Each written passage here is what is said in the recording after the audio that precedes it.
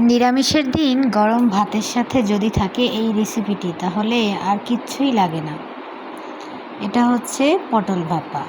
তো চলুন শুরু করি। পটলগুলোকে কেটে এভাবে আমি একটু ভেজে নিয়েছি।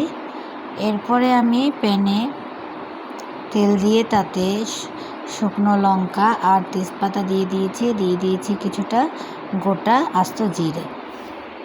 এগুলোকে একটু ভাজা হলে এরপরে আমি দেবো কিছুটা আদা বাটা। এরপর সামান্য জল দিয়ে এর মধ্যে আমি একে একে মশলাগুলো দিয়ে একটু কষিয়ে নিলাম। হলুদের গুঁড়ো আর জিরার গুঁড়ো দিয়েছি। এরপরে দিলাম একটু সরিষা বাটা, কাঁচামরিচ আর সরিষা বাটা দিয়ে ওখানে আমি লবণ আর চিনি দিয়ে মশলাটাকে ভালোভাবে কষালাম। কিছুটা গোটা কাঁচা লঙ্কাও দিয়েছি। মশলাটা কিছুক্ষণ কষানোর পরে এর মধ্যে আমি ভেজে রাখা পটলগুলোকেও দিয়ে দিলাম। এখন আমি এটাকে আরও কিছুক্ষণ কষাবো ঢাকনা দিয়ে।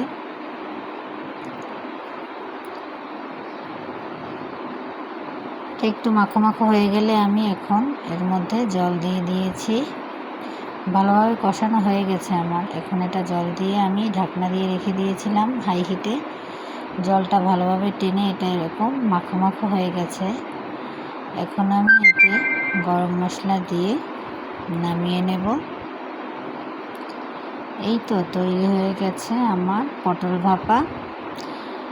যদি নিরামিষের দিন এরকম একটি রেসিপি হয় তাহলে আর কিছুই লাগে না। গরম গরম ভাতের সাথে অবশ্যই এটা আপনারা ট্রাই করে দেখবেন। অমৃত লাগে খেতে। তো সবাইকে ধন্যবাদ আমার ভিডিওটি দেখার জন্য।